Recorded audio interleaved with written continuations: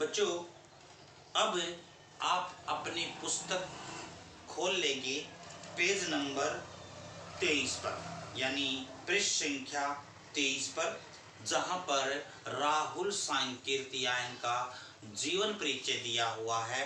पहले यानी लेखक परिचय ही करेंगे। देखिए, राहुल सांकृत्यायन का जन्म सन 1893 में गांव पंदहा, जिला आजमगढ़, उत्तर प्रदेश में हुआ। उनका मूल नाम केदार पांडेय था, यानी उनका जो वास्तविक नाम था वो क्या था? केदार पांडेय। उनकी शिक्षा काशी, आगरा और लाहौर में हुई। सन 1930 में उन्होंने श्रीलंका जाकर बौद्ध धर्म ग्रहण कर लिया, यानी 1930 में उन्होंने बौद्ध धर्म को अपना लिया। तब से उनका वास्तविक नाम राहुल सांकृत्यायन हो गया। राहुल जी पाली, प्राकृत, अपभ्रंश, तिब्बती, चीनी, जापानी, रूसी सहित अनेक भाषाओं के जानकार थे। उन्हें महापंडित कहा जाता था। महापंडित क्यों कहा गया? क्योंकि उनको अनेक भाषाओं का ज्ञान था, इसलिए उनको महापंडित के नाम से भी पुकारा गया। सन 1963 में उनका देहांत हो गया।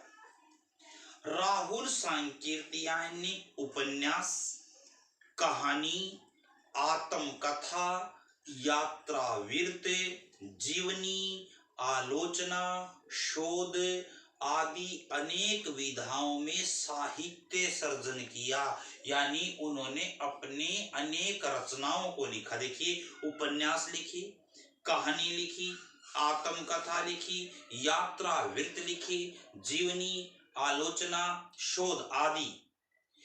इतना ही नहीं, उन्होंने अनेक ग्रंथों का हिंदी में अनुवाद भी किया, जिसको आप अंग्रेजी में ट्रांसलेट कहते हैं, उसको अनुवाद बोलते। बेटा, एक भाषा से दूसरे भाषा में उसको परिवर्तित कर देना। मेरी जीवन यात्रा, देखिए उसने कहा है, इतना ही नहीं, उन्होंने अनेक ग्रंथों का हिंदी में अनुवाद भी किया। मेरी जीवन यात्रा 6 भाग, यानी मेरी जीवन यात्रा के 6 भाग: दर्शन, दिग्दर्शन, दिग्दर्शन, 22वीं सदी, वोल्गा से गंगा, भागो नहीं दुनिया को बदलो, दिमागी गुलामी, घुमक्कड़ शास्त्र उनकी प्रमुख कृतियां हैं। साहित्य के अलावा दर्शन, राजनीति, धर्म, इतिहास, विज्ञान आदि अनेक विषयों पर उन्होंने राहुल द्वारा रचित पुस्तकों की संख्या लगभग 150 है, यानी 150 है। राहुल जी ने बहुत सी लुप्तप्राय सामग्री का उद्धार कर अत्यंत महत्वपूर्ण कार्य किए।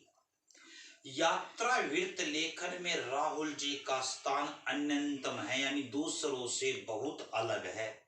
उन्होंने घुमक्कड़ी का शास्त्र रचा, उससे होने वाले लाभों का विस्तार से वर्णन करते हुए मंजिल के स्थान पर यात्रा को ही घुमक्कड़ का उद्देश्य बताया। यानी जो राहुल सांकृत्यायन थे वो घुमक्कड़ स्वभाव के व्यक्ति थे, घूमने फिरने वाले व्यक्ति थे, और जब घूमते फिरते हैं ना, तो अनेक अपनी रचनाओं को यात्रावृत्त में बदल देते हैं, कहानियां लिख देते हैं। जैसे कि बच्चों, आप जब किसी यात्रा पर जाते हैं तो कई दिनों तक आपके मस्तिष्क में, मन में वो चित्र उभरते रहते, यानी एक एक स्थान आपको ध्यान रहता है, लेकिन धीरे धीरे धीरे जब समय बीतता चला जाता है तो आप उसको विस्मृत कर देते हैं, अर्थात धीरे धीरे भूलने लगते हैं। इसलिए जब हम कोई लेखनी लिखते हैं, यात्रा वृत्तांत लिखते हैं, जैसे ही हम यात्रा से आए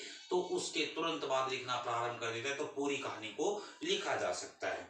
अब देखिए, घुमक्कड़ी से मनोरंजन, ज्ञान, दर्शन, अज्ञात स्थलों की जानकारी के साथ साथ भाषा एवं संस्कृति का भी आदान प्रदान होता है। राहुल जी ने विभिन्न स्थानों के भौगोलिक वर्णन के अतिरिक्त वहां के जनजीवन की सुंदर झांकी प्रस्तुत की है।